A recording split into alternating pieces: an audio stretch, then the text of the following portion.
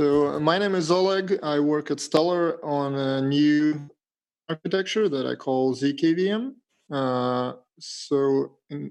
I'm unfortunately cannot be in Boston right now. In case my connection dies, here's the TLDR. So ZkVM is a multi-asset blockchain architecture for financial contracts with confidentiality. In short, the ZkVM transactions are programs that use linear types and object capability model with fast crypto to implement bulletproofs, Schnorr signatures, and Taproot. And it's all written in pure Rust, and you can find all the details under this URL. So today I'd like to kind of talk about the architecture and then explain away the bad parts and the trade-offs that we have to achieve it. So the most important thing is that ZkVM is a hybrid system. So it's not some component of abstract language. It's a complete system made from mostly other people's ideas combined together in an interesting way. So it's optimized for payment channels. It has multi-signatures. It has linear types. It has bulletproofs. And it's kind of designed as a complete package. So it starts with transactions looking like Bitcoin transactions that have inputs and outputs. So it's like a UTXO set. And in ZkVM, you can not only spend and transfer funds from like one place to another, you can also issue new assets with distinct types, which is similar how Liquid works. But what's different from Bitcoin model is that transaction is defined by the program. So instead of the programs like scripts being confined to individual outputs or inputs, the whole is defined by a program. And also the transaction has a little bit of metadata and an aggregated zero-knowledge proof. But mostly the whole structure is defined by the code that happens there. So if you want to verify the transaction, you have to instantiate the VM. So instantiation of the VM is kind of similar to Bitcoin. It's a transient instance, and verification happens completely in full isolation from the blockchain state. So you have the transaction with the program, you load it into the VM, and it's a stack machine, so it's sort of looking similar to Bitcoin, but it also not only allows you to check some conditions, but also perform some operations on the values, like first first class types, and move them around. So you can claim the value to create an input, and you can move it to some output, and you can do other things. And all these values alongside with some data types live on the stack while you're doing this. And so the instructions play the dual role. On one hand, they allow you to express some conditions that you're kind of custom contractual conditions, but also they simultaneously enforce the network rules. So there is no complicated kind of transaction envelope with extra validation rules around it. Instead, each individual transaction embodies certain network rules. So the whole kind of logic of validating the blockchain is effectively very thin, and most of the logic is within individual instructions. So the VM doesn't have any side effects on the blockchain state. Instead, it has two pieces of information that it collects. So one is the constraint system. So all the arithmetic and logical constraints, they get added constraint system for the that is going to be verified with a bulletproofs framework. And this is where the ZK proof attached to a transaction comes in play. And the other set of side effects is the transaction log, which is the effectively list of spent and created outputs. So this transaction log is simply created and remembered, And this allows us to verify the transaction in full isolation from all the other transactions, and then have a cheap separate step to apply the effects listed in this log to the blockchain state. So this application could be performed separately, and it's very cheap compared to the prior transaction verification. All right. So what are the outputs and inputs in this system? So it's very similar to Bitcoin, where the output is simply a value protected by a predicate. In ZkVM, it's generalized to an object called contract that also has a predicate, but can contain a list of items. So those items could be financial values, like coins or tokens, and there could be some number of those, or some of them could be data parameters. So the contract can combine just additional pieces of information to track its own state. So you can implement some state machines using that thing. And contracts could transiently exist during VM execution, where if you create one, you have to satisfy an open one, or they can be frozen in the blockchain state with output instruction, or loaded from the state, or kind of claimed from the state through the input instruction. So what is the role of the predicate? So simply predicate protects the payload of the contract. So if you satisfy the predicate, then it simply unlocks the contents of the contract and puts them on the stack. But the predicates are more powerful than that. So if the predicate is a commitment to a program, like a subprogram, then you could execute the subprogram, and if that execution succeeded, then the outer program could continue. And what this does is it allows the subprogram first to acquire control over the whole payload. So the subprogram may decide to leave some items on the stack for the outer program, or it could lock them under a different contract or check extra conditions. And so it has this full control. And this predicate is implemented with the taproot very similarly to how Bitcoin proposal is designed. So it's represented as an elliptic curve group element with a commitment to the assigning key and the Merkle tree of programs. Use it however you like. So you could just use it for a single key, or you could only use it for programmatic access. This is not much different from the taproot proposal, except it's designed specifically for the group that we use, which is not SecP 256K1, but a Ristretto 255 group. So what is the instruction set of ZkVM? So first of all, it's a work in progress, but you could see that this is a pretty small instruction set with kind of high level of instructions. So you have a few instructions to manipulate items on the stack, and then you have this high level concepts. You have variables to build the constraints. You have instructions to manipulate the constraints. These are arithmetic and logical instructions. And also you could issue and mix values and interact with the contracts. So you can create contracts, claim contracts, and attempt to open by programs or assigning something. Now, how does it compare with other systems? So it's just 33 instructions. For example, Bitcoin's is 88 and Ethereum is 77, much larger. And it's still like 3 times higher than simplicity, but sort of on par with Miniscript. And the idea behind ZkVM is to enable you to kind of understand more closely what is going on in the blockchain, so you don't necessarily need a lot of tooling to write the useful programs in this language. So you could just kind of similar to simple Bitcoin scripts, you could write by hand useful contracts, understand fully what's going on, and they will remain readable and will not require you to invent a whole new language to compile down to this instruction set.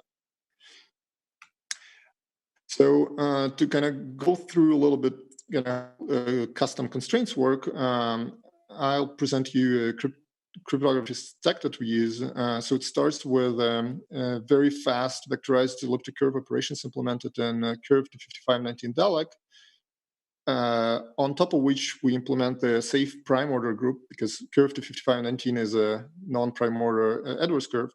So the restricted to 55 is the correct abstraction. It's a prime order group. And on top of that, we have implementation of bulletproofs, which is the fastest that exists so far. And with bulletproofs, we implement two pieces. One piece is the cloak protocol, which is simply a confidential assets protocol that allows you to merge and split assets of different types, preserving the types and preserving the balance equation per type. And the cloak is represented in the instruction set through the cloak instruction. So that's the only way to split values in the system. And in parallel with that, you have ability to use custom constraints. So the instructions that go on top, they allow you to express high-level arithmetic and Boolean constraints very close to the language that you want to use for your financial contracts. And underneath, the VM would, on the fly, not only construct the constraints, but also arithmetize all the Boolean constraints. So if you have some Boolean OR condition, it will create necessary multipliers and do all this like more low-level rank 1 constraint system things, and create constraints on the fly.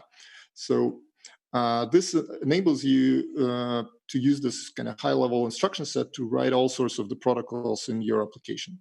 So this stack below that we have is written in pure Rust, and then you could decide to kind of build it as a library in whatever language you want, or just continue building in Rust on top. So that's pretty cool, because you could also embed this thing into WebAssembly or anywhere as a kind of C library. Now, a little bit on how the constraints work. So let's say you have this formula where you say some arithmetic expression must be true or some other expression must be true. You simply state it in this kind of stack language style. It should be familiar to everyone who tried to write the Bitcoin script. So you simply say, okay, I multiply a few things, and and then you check that they must be equal, and then I want these equalities to be in disjunction with each other, and then I want the whole thing to be verified as a true statement. So what does happen behind the scenes? So you start with just pieces of data that are Peterson commitments, that are commitments that preserves data and value parameters that you have. You convert them into variables in the bulletproof constraint system, and then you form the expressions. So expressions are types that exist on the stack. So when you say, I want to subtract A from B, then the VM does not really perform the subtraction. Instead, it constructs the new expression that represents the subtraction. So it sort of builds the abstract syntax tree on the fly. And similarly, when you say that a couple of expressions must be equal, it creates a new type called constraint, and then you can combine Boolean constraints together. And only when you do the verify instruction, then the whole tree of constraints and expressions gets arithmetized and added to the constraint system. And when the transaction finished executing, all the constraints that were accumulated, they're just one fell swoop with a single bulletproof zero knowledge proof. Now, to kind of illustrate how this works, let's say we have this constraint, and then we want to unlock some payment or unlock some value with response to that. So let's say we want to make sure that certain payment of a certain amount is made. And this amount must conform to certain formula, like the payment for a loan with an interest rate. So you can combine the expressions and constraints to express this formula and make sure that the payment amount is correct. And then you reuse this variable that you just verified with the value-specific instructions. So you could use the borrow instruction to create two values that are linear types, so you cannot clone them and cannot duplicate them. So the positive value you directly move into a certain output, which is you got paid. So effectively, the contract pays to the predetermined address. And the negative value is left on the stack for the user to mix it with the appropriate amount from some other source. And obviously, the negative value cannot be dropped or locked up in the output. So we call this value non-portable. So the contract, in other words, can use this combination of linear types and capabilities to fully imperatively express the requirements. So the contract literally moves the value to the place that it cares about without trying to do any kind of introspection or reflection. This allows us to completely avoid bugs like confused deputy problem, which could arise if you try to confine the script to certain part of the transaction structure and introspect other parts of the transaction, or do some conditional like signing and things like that. So here we start with the describing the whole transactions entirely, and scripts can produce pieces of this transaction as they see fit. So this is like a cool feature of ZkVM. So now I have like a few minutes to talk about the trade-offs. So first of all, this is by design and not Turing complete execution environment. So it's not designed for arbitrary computations. It's specifically designed for financial uses that we're already seeing being in demand and actually useful. So it's the issuance of various tokens, the multi-party contracts like vaults, obviously payment channels, or order books, some derivative instruments, covenants. So it's not optimized for like massive multiplayer contracts. It's more like a few player contracts. Nicely around the kind of taproot as a model to kind of represent few party contracts. Second trade-off is related to privacy.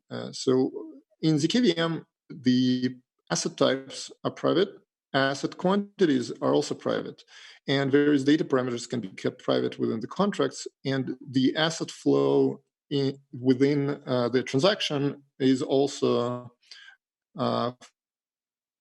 fully hidden. So if you have a large number of inputs and outputs, and they're all encrypted and just use a single cloak construction, this flow isn't distinguishable from any other with the same size. So the trade-offs are that the programs themselves are not confidential, so they are executed in clear text by the VM. So there is no kind of program encryption like in ZkZ, for instance. And the way to kind of address that is, so if you use the happy case and both or like all the parties to a contract cooperate, then obviously they don't reveal any details about the contract and just provide the multi-signature, which is compressed in a single Schnorr signature.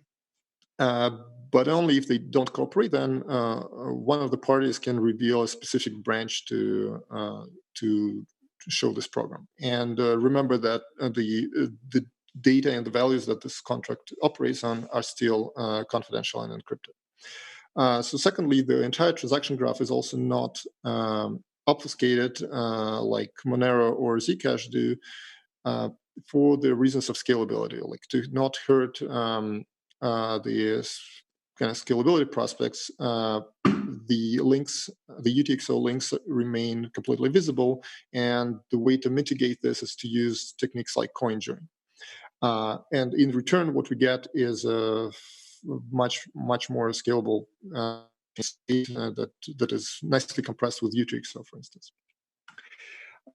Finally, how well does this thing perform? So first of all, it is very fast. We can verify one output in less than a millisecond with a state-of-the-art instruction set and the vectorized implementation of Curve 5519.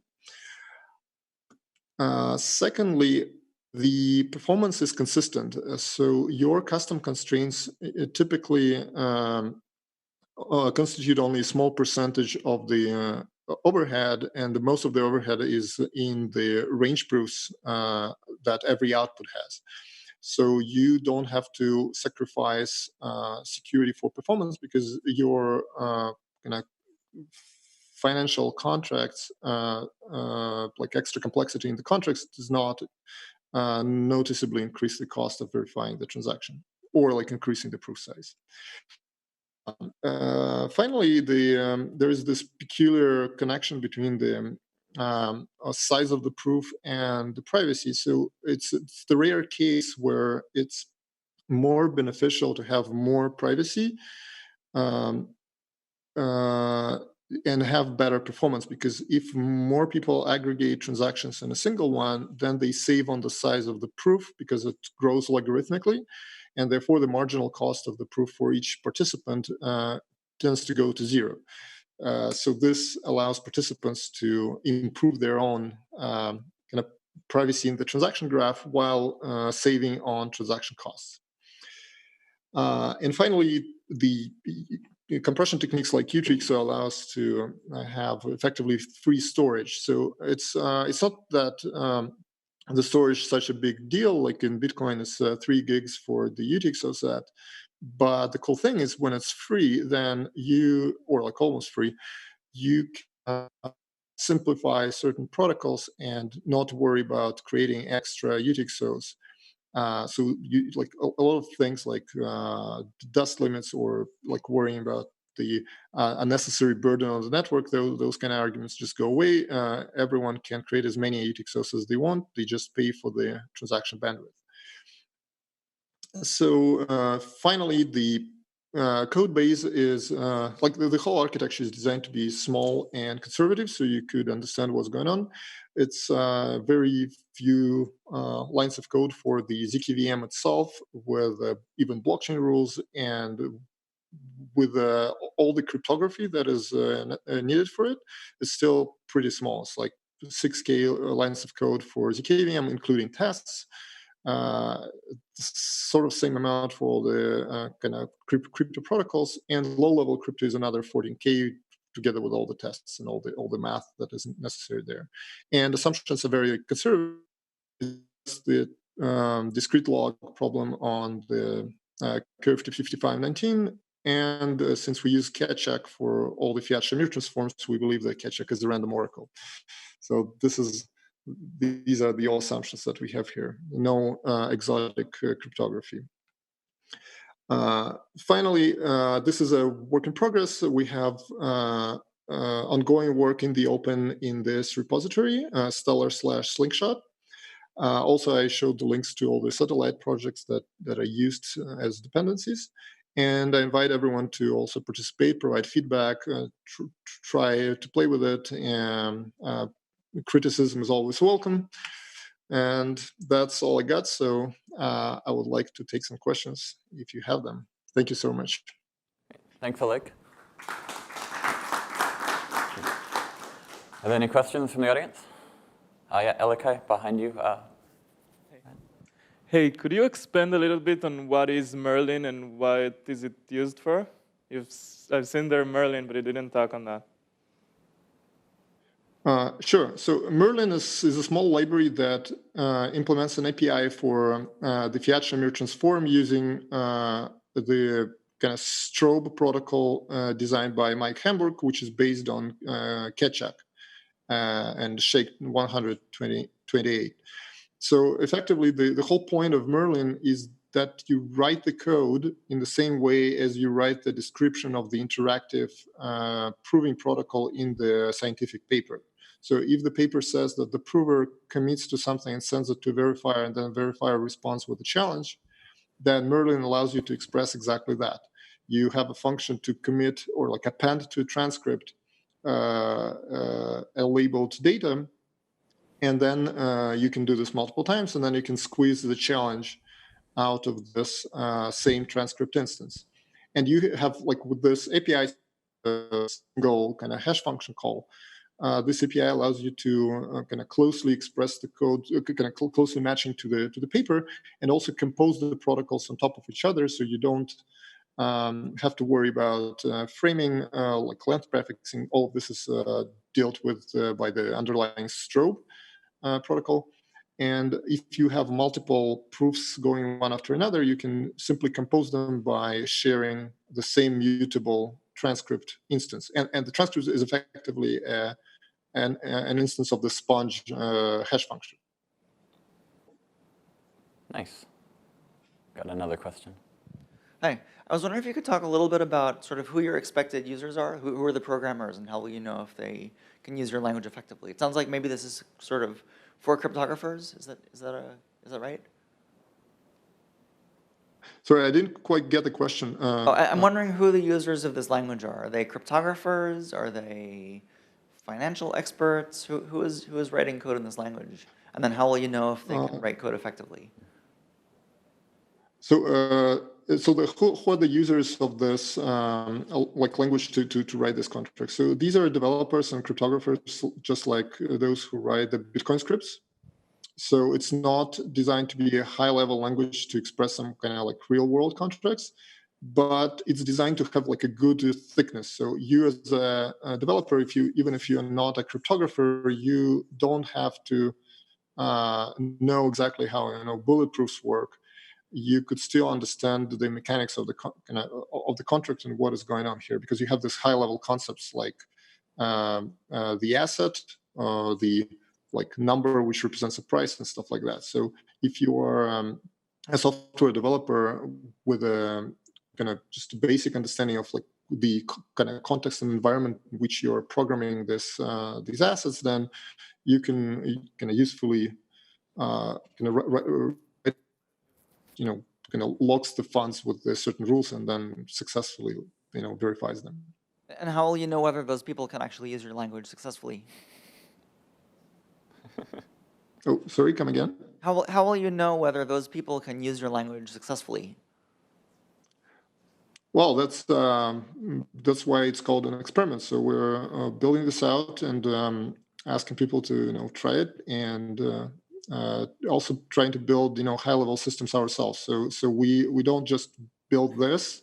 We're building all the kind of higher-level protocols like payment channels and the wallets and whatever software needed on top of this API. So we're the users ourselves.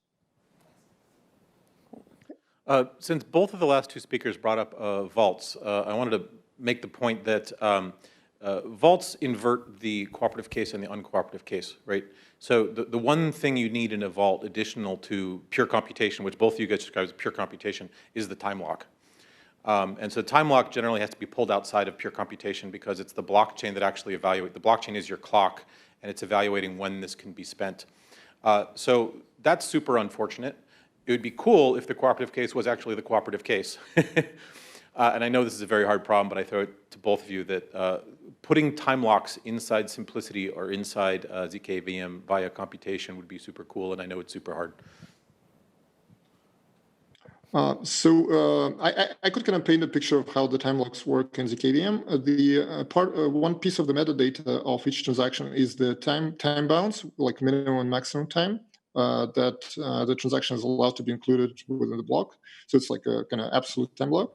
So if you want to implement a relative time lock, you could query this kind of declared time bound in one state of the contract and lock it as a piece of data within this. So next time it's being accessed in the subsequent transaction that has other absolute time bounds, you could compute the difference and check that this difference is within certain limits. And the cool thing is that this difference also can be checked in zero knowledge if you want to. So people not exactly know what was the timeout. So maybe transaction was triggered in a day, but timeout was 30 days. But this the relative delta could stay hidden. And so the relative time lock is done also kind of statelessly because this state is embedded by the contract inside itself. So it kind of queries the time bound in one state in one transaction, then gets it when it's invoked in the next transaction. Cool. So I think we don't have time for, well, one more question. You got 20 seconds. Yeah, okay. Thanks for your nice talk. Could you say a little bit more on the privacy features that you mentioned? What I mean by this is you mentioned CoinJoin and possibilities of how it could create incentives even for more efficient transactions, because I think this relates a lot of to what I worked on, and I think it's very interesting. Yes, so the bulletproof proof is like for a small transaction is like 1.5 kilobytes of data, because you need to like have at least like normally 2 outputs with 2 range proofs, and range proofs are 64 bits, so you have like 64 multipliers twice, so it's like 128 multipliers. And the proof is a logarithm of the number of multipliers that you use in your constraint system.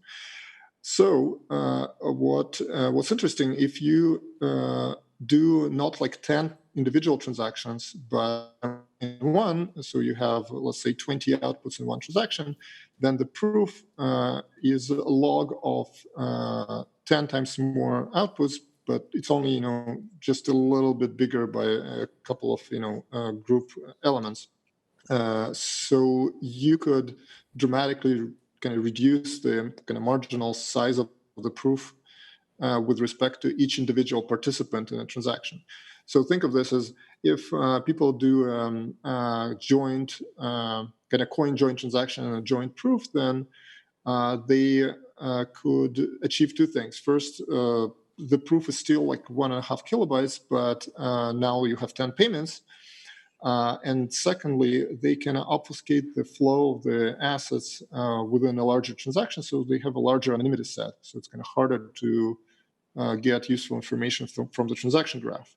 And like the downside, of course, is that it's an interactive multi-round computation that is kind of like to implement, but the incentives are fully aligned here. You get better privacy, better information protection, together with better performance and lower fees, and at the same time. So this is what I mean by the aligned incentives here.